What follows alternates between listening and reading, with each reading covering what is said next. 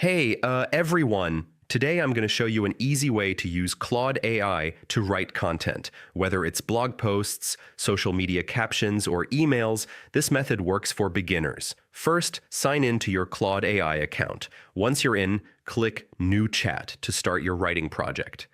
This is where all the magic happens. Next, tell Claude exactly what you want. For example, you can type, "Write a 300-word blog post about productivity tips."